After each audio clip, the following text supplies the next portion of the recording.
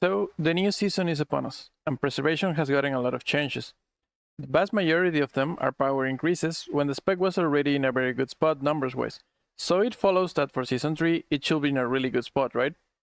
Doing a lot of healing has never been preservation's issue. The spec has always been able to put out good numbers, and usually the design issues show their faces in other places. The talent changes definitely bring fresh things to the table, but they also bring out some issues with the current structure of the tree that make some people feel bad about having to make choices, and might make experienced players of the spec do a double take as they are forced to think of choices that were never a consideration before. My goal in this video is two things.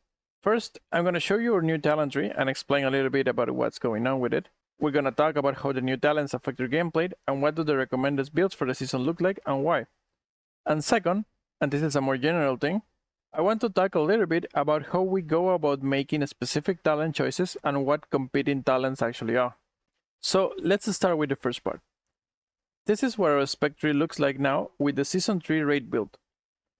There are 4 changes that we got. First, Stasis got moved into the rewind choice node. Erasure, the talent that reduced rewind's healing and gave you 2 charges, got removed, and now Stasis competes with a stronger version of rewind with a shorter cooldown. In its place, we got the new tempo charge, which works the same way as our season 1 tier set did. It increases the power of empower spells depending on how many stacks of temporal compression you consume with it. Punctuality, which gave us a second charge of reversion, got removed and made baseline. In its place, we got Unshakable, which makes all of our powers 10% stronger and makes us immune to knockback effects while we channel a healing empower. Finally, the time dilation choice node got reworked. The new options are 2 charges of TD and 10-second shorter cooldown, or having 15% of the damage delayed by time dilation be absorbed instead. Those are all the changes, but they have big knock-on effects on all our builds for all type of content. I said this is a raid build, and you might very quickly notice that compared to the current build for Season 2, this build doesn't have flow state. Before, we could completely skip punctuality and save a point there, but now Unshakable is mandatory, so we need to commit the point. Plus, the new playstyle also makes use of reversion, so grace period gains value. Flow state was already the lowest value pick out of all the previous talent, so we moved those points there. The rest of the build pretty much remains unchanged.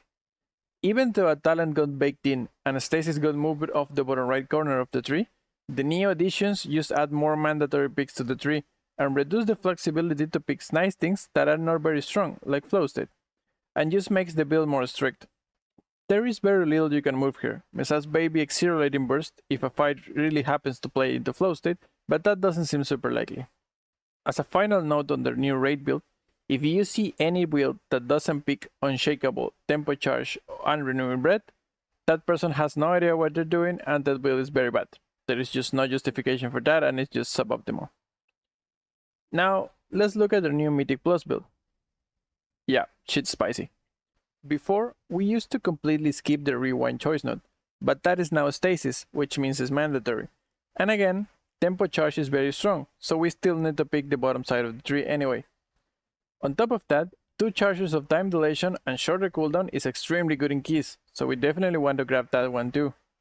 So we end up here. And we can evaluate all the options real quick. Energy Loop is just a mana gain talent, and the main reason to pick it before was to pad into stasis.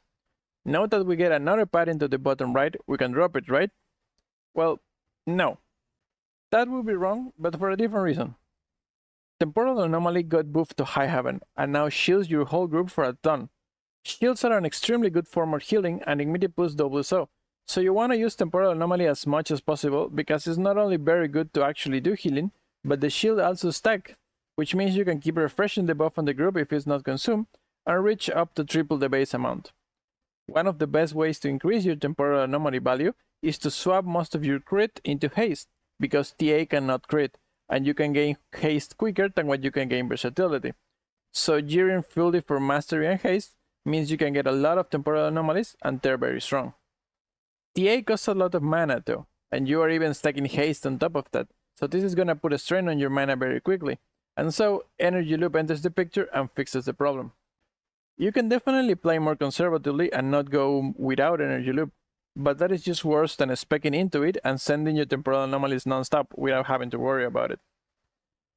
After that, if you want to go back to grabbing Call of Ysera like we did previously since the dawn of time, your other alternatives are dropping Spiritual Clarity and Font of Magic, or Life Spark and Grace Period. Yeah, those are not easy choices. You are giving up something very good either way. You end up in a place where the 2 talent points you will need for Call of Ysera are getting you higher value somewhere else, and so for the first time in forever, the recommended build for Mythic Plus doesn't have Call of Ysera. And this leads very well into the second thing I wanted to talk about, how you go about making talent choices and what are competing talents. When you're making this decision here, your options to drop for EC Choice Note and Call of Ysera are these, and nothing else. These are the talents that are relatively costing value and you could try to make an argument for swapping. Tempo Charge is not an option because it's simply way higher value, so no one should ever ask what's stronger between Call of Ysera and Tempo Charge, because those are not competing talent points.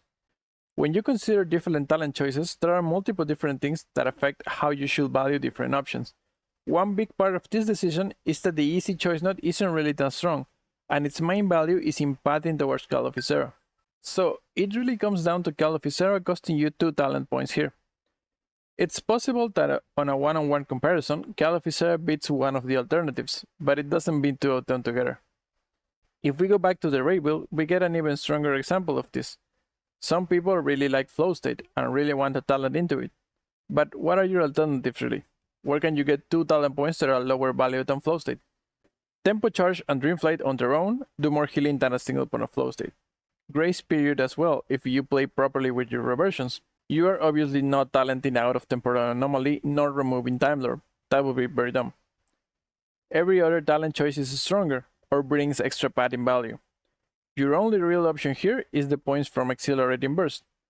However, Excel Burst is very strong and it gets better the more crit you have. Right as we go into the last season of an expansion where all your secondaries get more inflated than ever before. I've had a lot of arguments before in previous seasons as to how good Call of Ysera is and why you should never drop it, and then we get into a season where it actually makes sense to drop it. So it felt like a good time to take a quick look into how you should be evaluating talent choices and what are they competing against.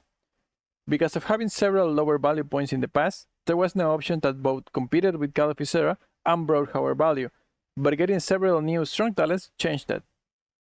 So that's where we're at right now. Our new talents are very strong, but they also lock down our tree a lot, and there is not much decisions to make as most of the options are very obvious choices, even if some don't feel good to make. If I can make sure that you leave this video with one thing that you won't forget about, is that as of the start of Season 3, if you see anyone showing you a build for any type of content that does not have Tempo Charge, run. All of the reading guides for Preservation are already updated for Season 3. Wowhead, Icy Veins, and Spirit Bloom Pro. And as always, if you need more help, just links to the Discords in the description of the video. Good luck in the new season and bye bye.